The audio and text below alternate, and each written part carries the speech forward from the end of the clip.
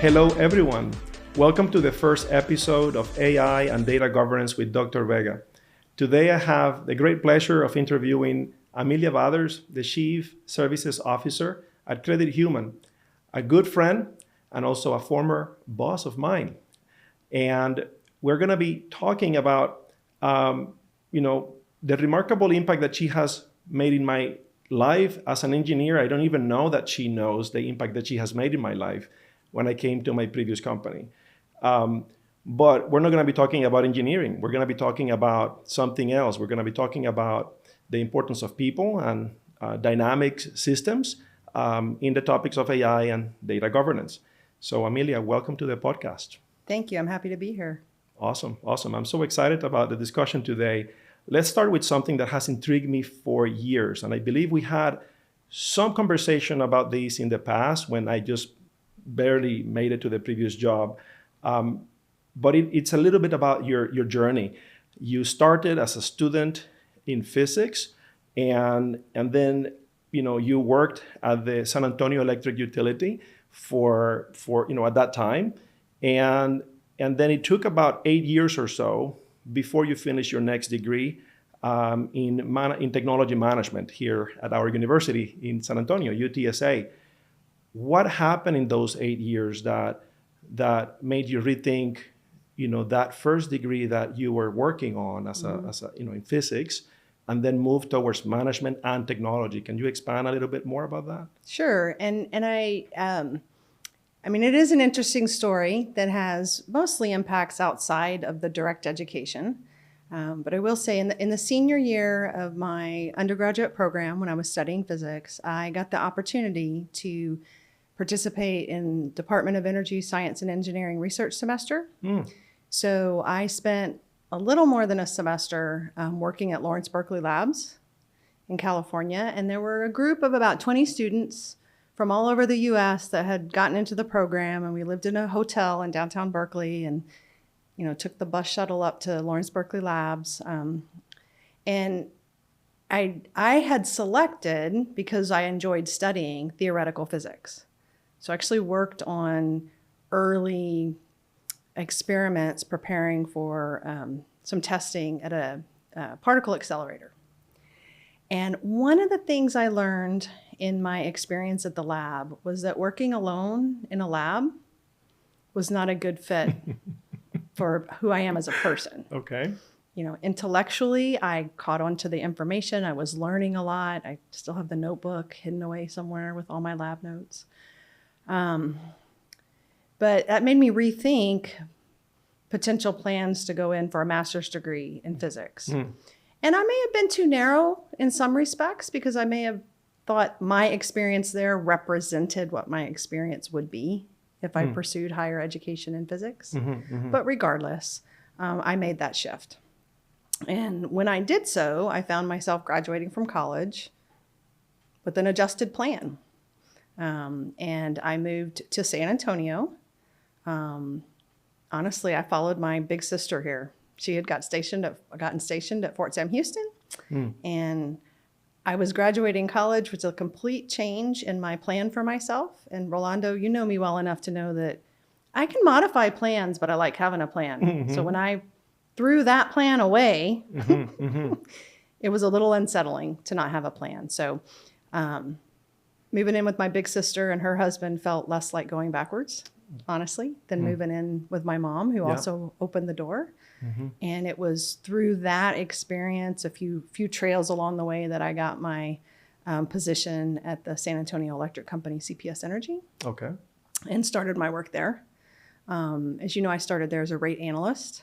And I was fortunate to follow a couple of other science majors and a physics major in that had been hired in that department.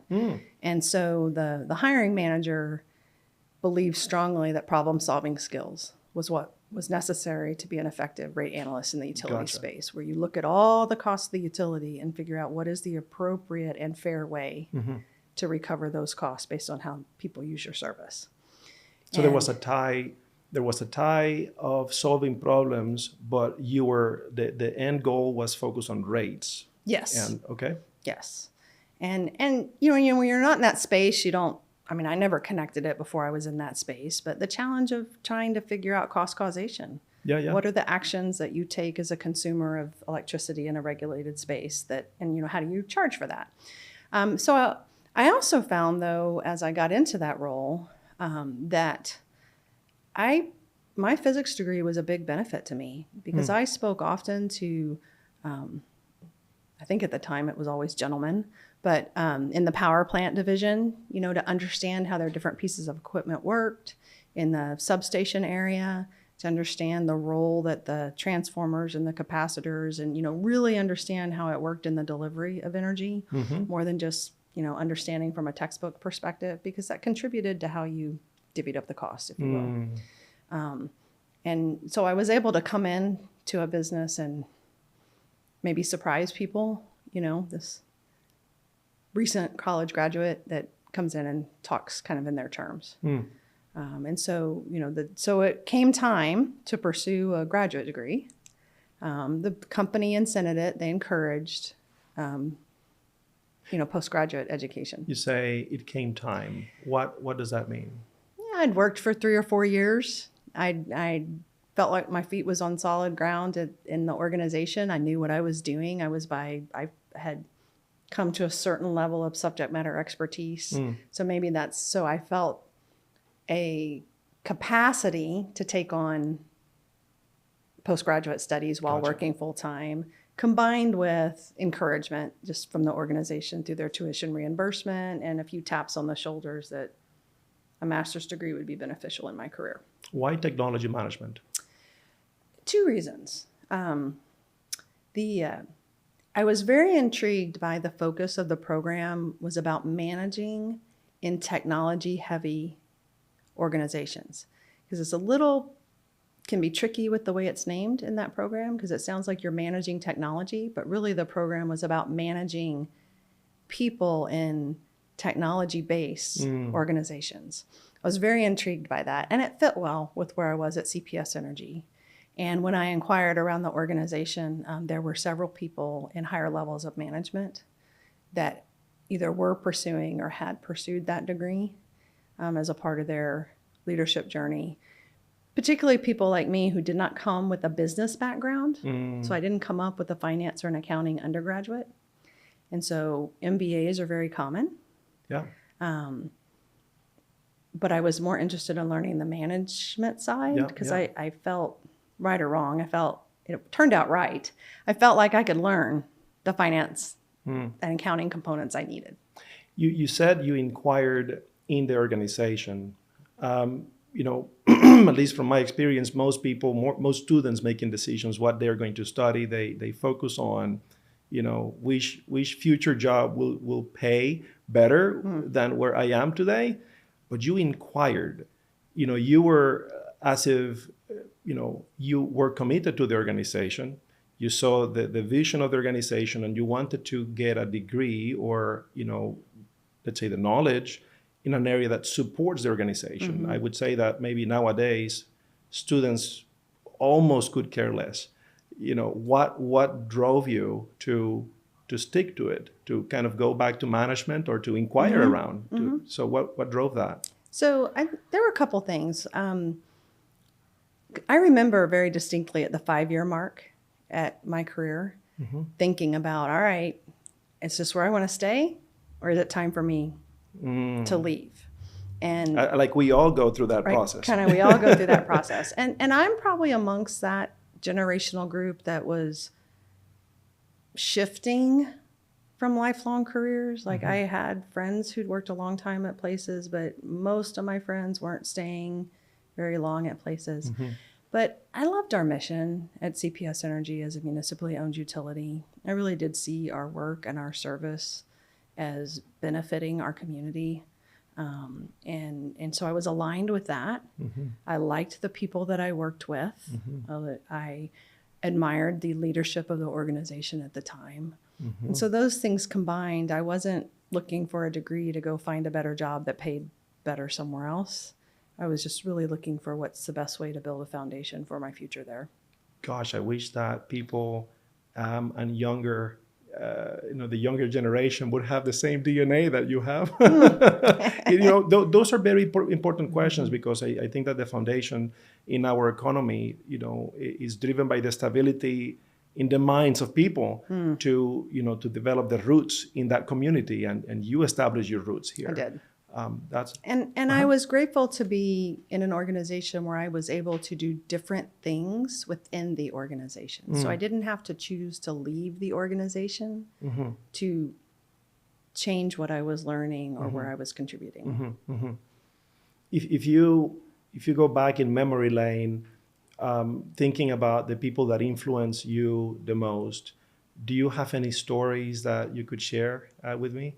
Sure. And it's going to be an interesting combination of stories. So I'll start with my mom. Okay. So my mom, by her choice and necessity, became a single parent in 1971 when I was 2. And it took a few years for her to get a job under her feet, but she wound up eventually getting into civil service. She actually started out as a medical transcriber. So, she was doing the quick type. But within 10 years, by the time I was, actually less than that. By the time I was 10, so that would have been within 8 years, she was a management analyst in the civil service realm. And what that translates into is a process improvement analyst, or you might even call it a process improvement engineer. So she led a team that would go to military facilities and look at how they were doing something and do the time and motion studies and all of that and propose improvements. And so I grew up in a home that was reinforced that things could always be better. And there was probably always something I could do to think about how to do things better.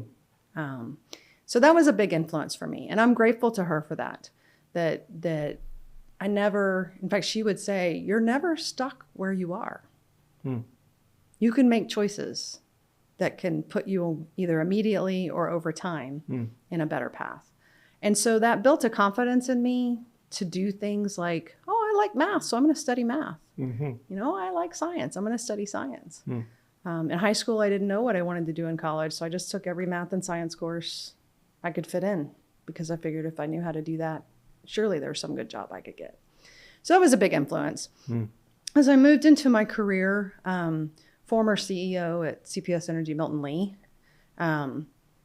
also contributed in a couple of ways. He tapped me on the shoulder when I was a supervisor down in the rates department and gave me the opportunity to work directly for him for a year as the chief of staff and see a bird's eye view of the organization, which is really a phenomenal experience.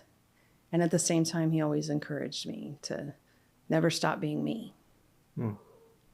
And what I took away from that is get better at everything you need to get better at, but don't ever lose who you are and why you do what you do.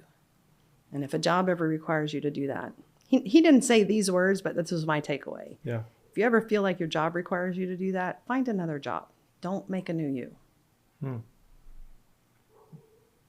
I think that there is a level of depth to that I had not seen before, in the sense that your mom would have taught you, based on what you say, that there is room for improvement and there is ways that you can improve. But in a way, Mr. Milton Lee, established some boundaries to that. And That's he right. said, yes, there are things that you can improve, but you need to be you. Yeah. That's good. That's good. When moving on to the next topic, when you hired me to help build the data analytics team in the same organization, I joined an organization that would tell me, Amelia has emotional intelligence superpowers. To the left, I would see people, they would tell me the same thing, and to the right, they would tell me the same. There was consensus, so to say. Maybe they didn't tell you directly, but they did tell me. And I think that is one of my biggest takeaways as an engineer coming to this organization, and that is the connectedness to people. But there must be something really, rooted at the foundation that drives you to not only care about the processes in the organization, but to care about people, what they think, why do they think the way that they think, and to be very inclusive and all of that. I saw these firsthand, and I remember vividly, I came with a lot of grandiose thoughts about what we should be doing, and I had a very structured view of the future, but it was Rolando's view of the future. It was not necessarily the organization's view of the future. And so along that journey, I really learned from you to inject the organization's values, the organization's feelings and desires for their future. It's not just about, it's not about Rolando. It's about what the organization wants of itself. But I'm curious because, agents such as you in an organization are such a critical catalyst to really launch people forward, not just the one or two stars in the company, but really bringing people forward. Where did you learn that? How did you get from point A, a student in physics, to now, a student of Milton Lee and all of that? I want to understand what drives that people component in you. I think there's a couple of things. One is a deep-seated, I don't know if you call it a value or a principle, but I really believe people want to do their best, and they will deliver to what you expect of them.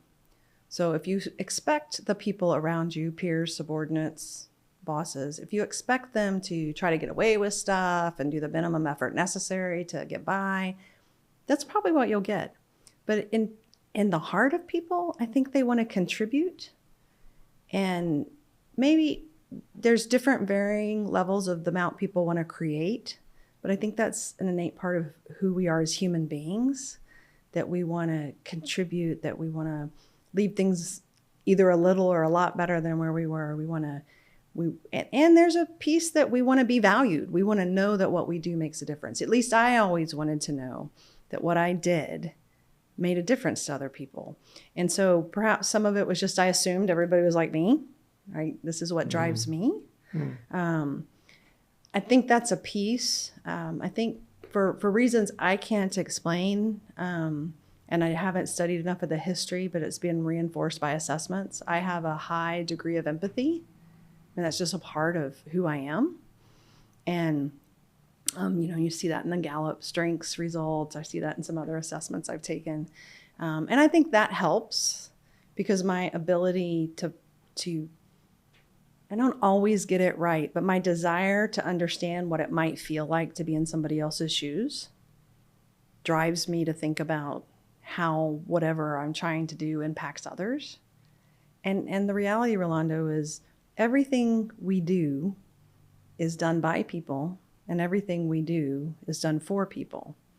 And you've used that terminology before with some of our analytics days and things that you led off. So I think those are key drivers for me.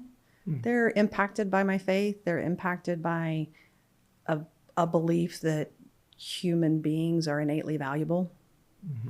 So they're impacted by that. But I think those are some of the contributing factors. There is a lot of factors in that.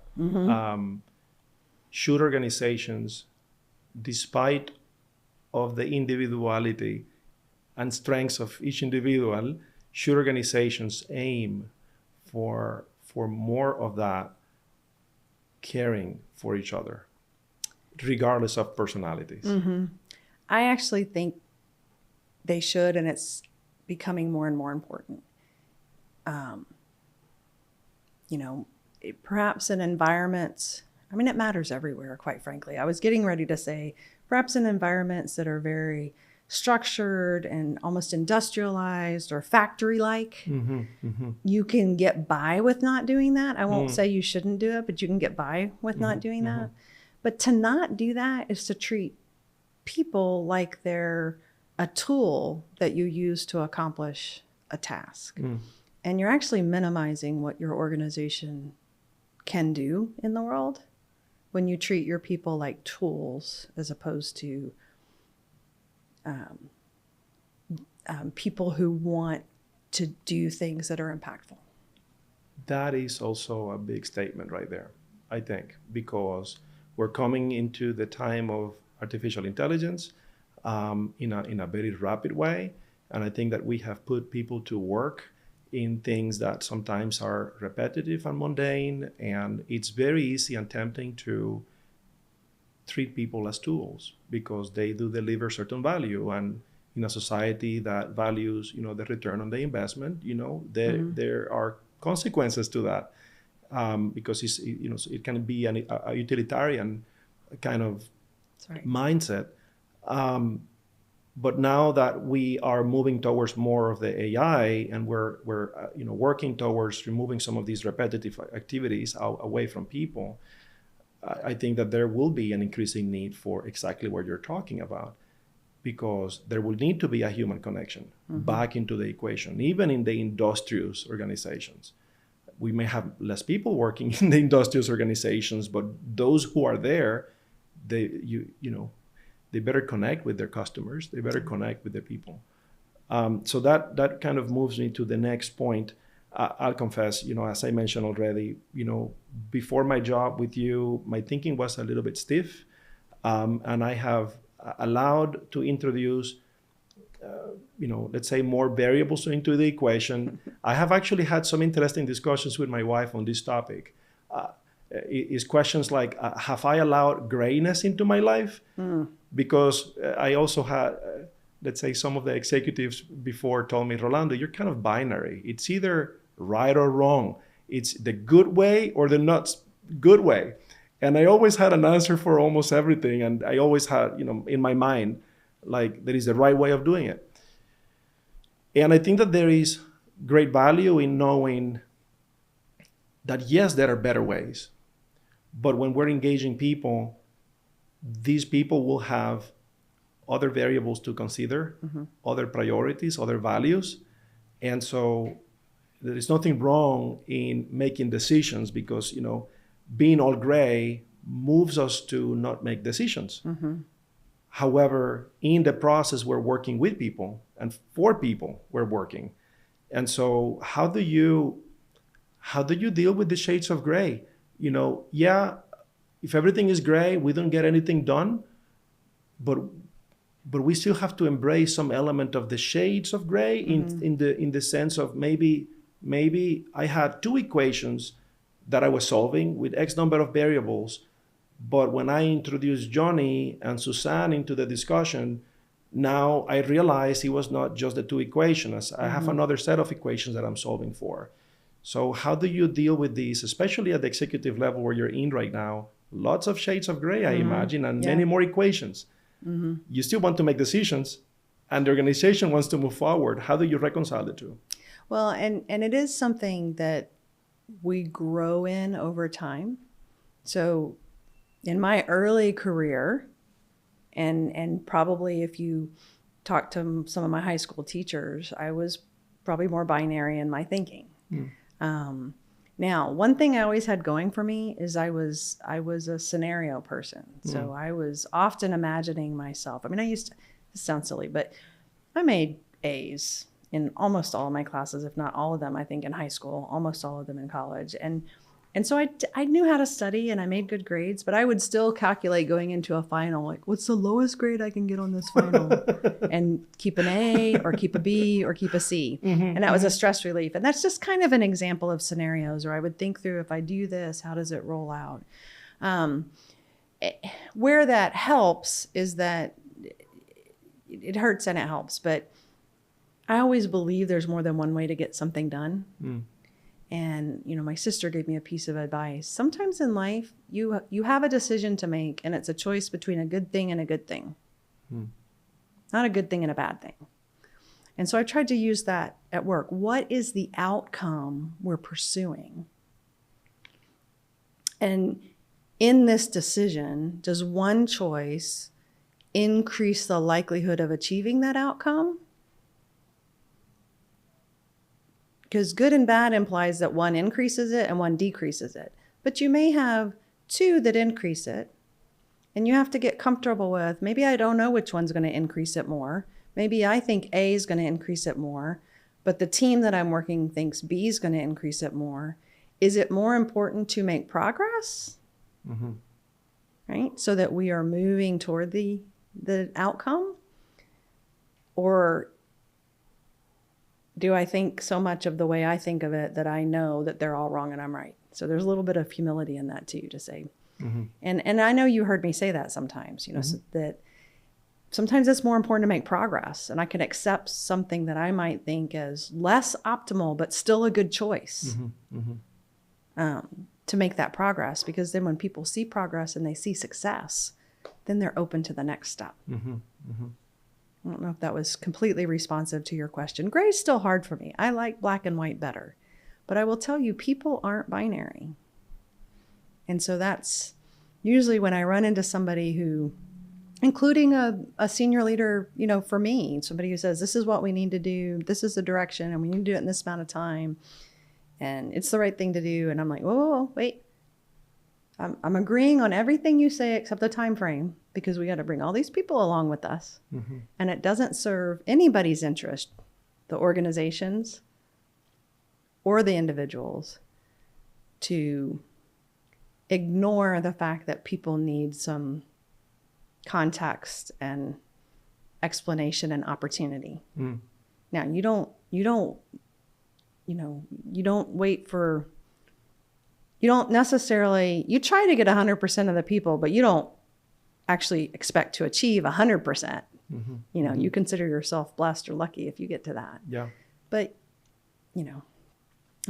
I guess it kind of goes back to a saying I say to myself, is that change is easy when it was my idea. And so when I'm wanting other people to change, I have to recognize it wasn't their idea. So they're not as excited about it as I am. And that's fair. Because if somebody introduces a change to me that wasn't my idea, I have all sorts of questions. You did mention the word context, and in the time we're living, with AI, context is a big, important word. It also goes by the name of attention. And we're kind of trying to build models that can gather that context and that attention based on what information, tells us and what was collected. And well, to some degree, human beings do the same. We all have our biases, good or bad, is because of the things that we have been exposed to, the experiences we have had. And we are naturally creating models that will have biases too, because of whether intentional or not, by the information that we present to them. So we're going to transition the topic now to AI and data. You have, how long has it been in your new role? So I've been at Credit Human a year and a half. A year and a half. I've been in this role.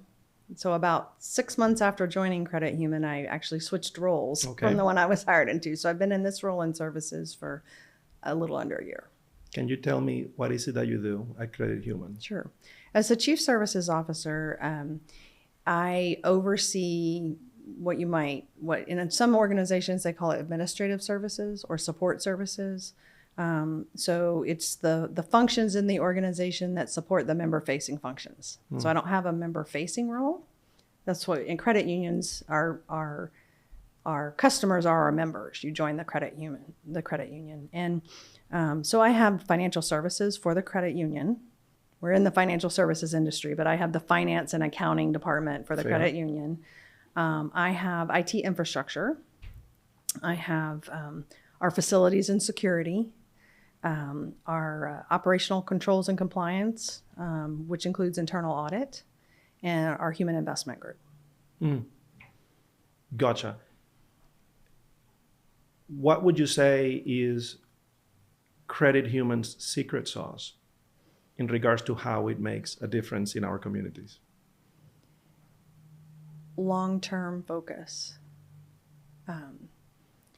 So Credit Human's mission is to help people build and maintain financial slack. The vision is communities free of financial stress. And sometimes you look at that, I know people do. I've had the conversations. I did too before I came in, like, communities free of financial stress. All communities, the world, like what are you going after? Yeah. But we have a very visionary CEO who believes, and I do too, that the way financial services are delivered to people, and particularly the lack of, I don't know what to call it, but the lack of understanding of how using your money can be a benefit and not a burden needs to shift. And we can start in our space where we have influence with our members. And we can do things that make an impact there, and then we can let folks know that we're making that impact over time. And our hope is actually that not only will we get more and more members to impact, but that other institutions will get interested in what we're doing. But you have to make a big shift. You talked earlier about companies focused on ROI. Some of the choices we make don't bring us the best margins. Now, we still have to be financially sustainable. Mm-hmm. But much like the municipal utility, and I think that's where a tie, they're both not-for-profits. And so we look at the money we make is poured back into the system to benefit the people we serve. Mm. And so how can we do that the right way? And how can we not make any more money than we need to make to pour the benefit back into the system? Mm. If we say it is the year 2034, 10 years from now, what services do you foresee Credit Human offering to its members?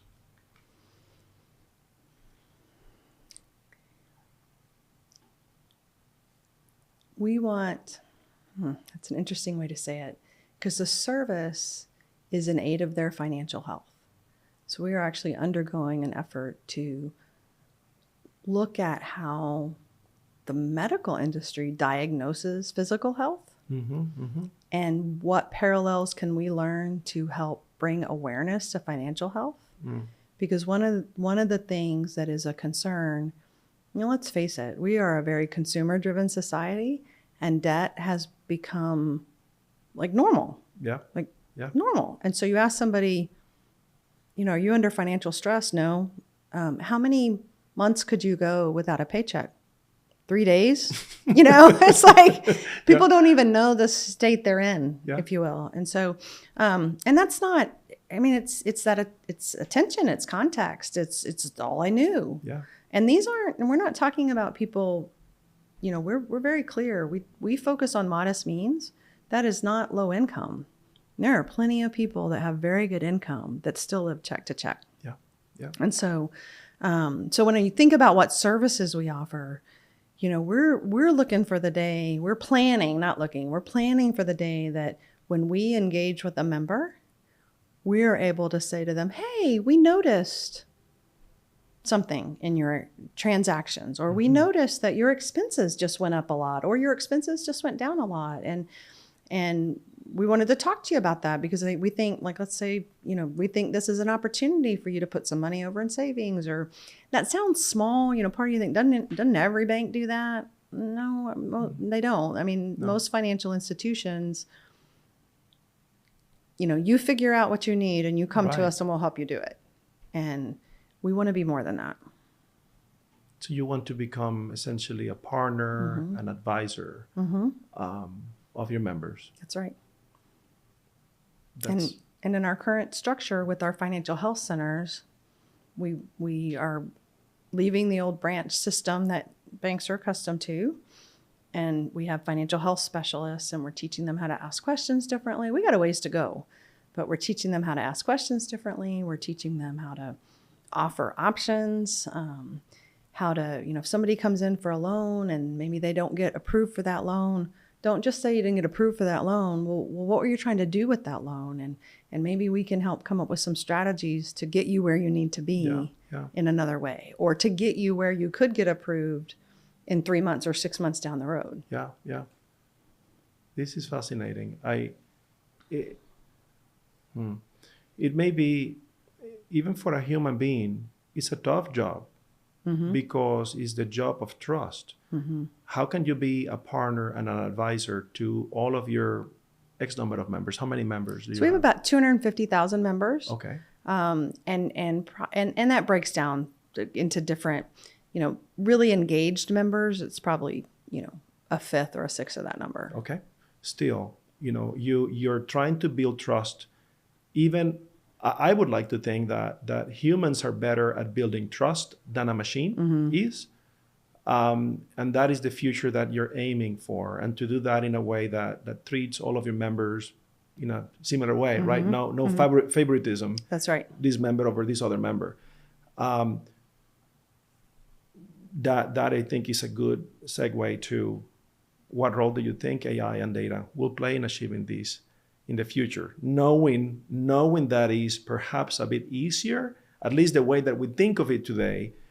We think of, you have AI on the right hand and a human being on the left. I like to think I would trust more the human being because they will empathize with me. They will connect. They will feel my pain. They know what is at stake. They know what is to have a child, and to not being able to put food on the table for them.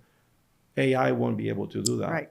However, in order to get to the future view of Credit Human, some things need to change, whether it is in the way that we train our people, or we have a lot more people working, to support all of your members, or we make use of AI. But how do we close that gap, at least from your perspective? Yeah. So and we're at the beginning of that. But my vision for that,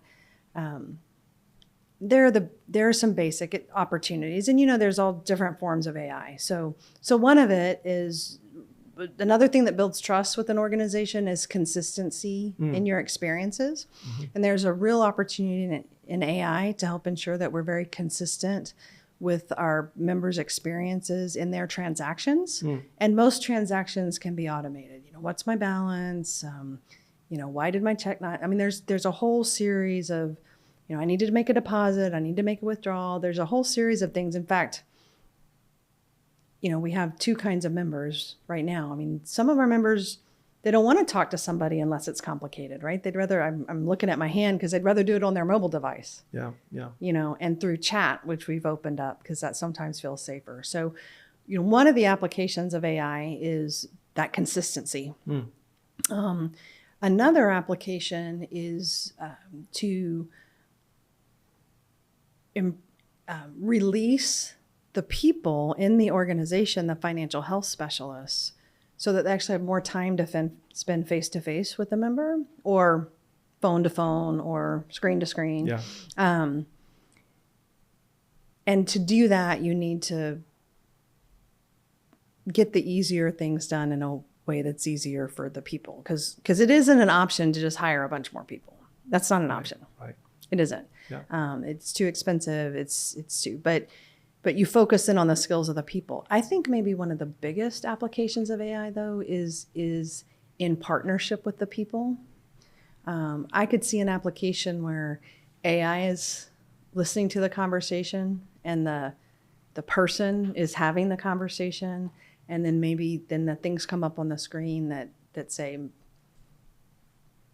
suggest this, or this. Yeah. And not in a, I heard these 3 words, but really kind of putting a picture together. Or there might be a better way to say it is, the system could help the person recognize, is this person, financially vulnerable? Are they coping? Are they healthy? And then what the next step you take with them would be different. I think it also helps our leadership make better use of their time.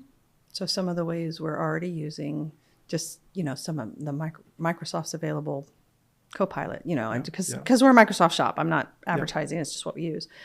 We're learning to use it. I need to write a policy. These are the key aspects. I mean, something that took hours takes minutes to get a first draft, and then you spend a couple hours making it right as a thought partner. Very interesting way of responding to that question, because you use the word consistency. And when I think about the way that people build trust, it's kind of the same way. And so you are saying, in a way, maybe I'm reading too much into what you said, what opportunities we give people to build that consistency and to demonstrate that it gives you what you're expecting. Give the same opportunity to the technology. That's right. To demonstrate that it can be relied upon.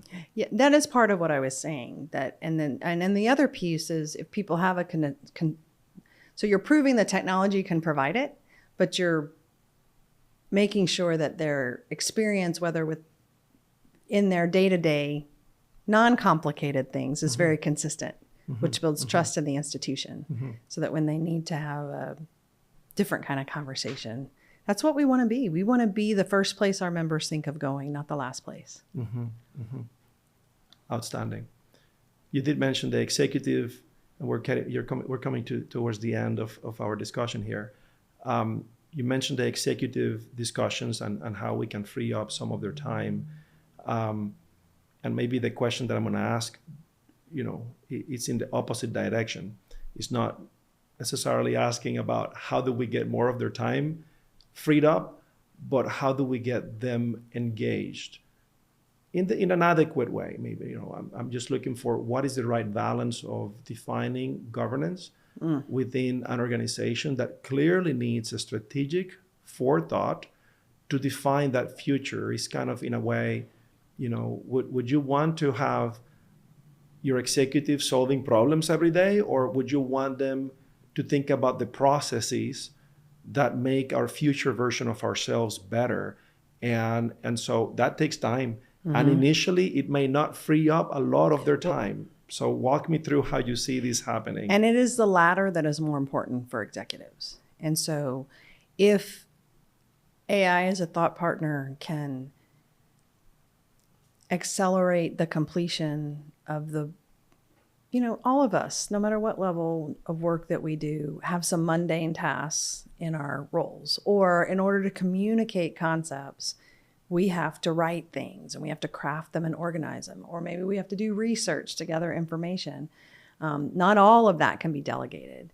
And so really where executives, particularly as you move into senior executive positions in an organization, your time should be spent on governance, policy, decision rules, which is really what policy is, and the processes that we use to get to where we want to go, not solving the immediate problem. Now, as humans, and executives are no different, and senior executives don't tend to be different either. We like solving problems. Yeah. And so sometimes we want to dive in. But if you hire well and you make expectations clear, you are an advisor to the people who are solving problems. You are an escalation point to the people who are solving problems, but you actually want to get the problem solved as much as you can. Today's problems, you want solved as far down in the organization as you can, because those are the folks who actually know what might solve today's problems. So you're building, as you said, processes, approaches, governance to prepare so that the organization can solve tomorrow's problems. Outstanding. I'm going to ask my last question. It's a little bit more personal. What would you want our San Antonio community to remember of your role and what you do for them?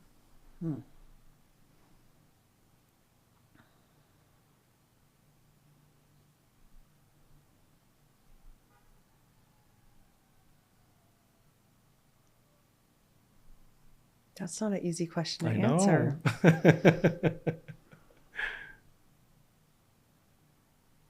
So I joined Credit Human because I believed in our mission and I was intrigued by a financial organization. So financial institutions largely make money by loaning money, right? Yes.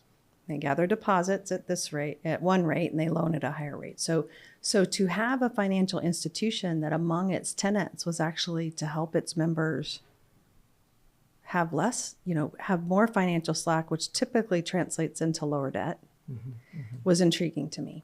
So I think what I would want to know, what I would want the community to know about me is that I get energized by engaging in efforts that bring long-term value to people. And my interest in Credit Human was because it's an organization that I see focused on not how to do what's expected of it today, but how to become something that brings long-term repetitive value to its members, and then eventually to its members' children and its members' grandchildren, and so on and so forth. Outstanding. There is many traces in the conversation we have had today that reminds me back when you and I were having our one-on-one, either the annual or the biannual or the monthly connection points that we had, and you would be sharing your insights with me. I am so thankful of the time that we have spent here today, and I'm excited about the future that you see for Create Human and our community. Thank you once again. And to all of you that are watching us, thank you for watching. Thank you, Rolando.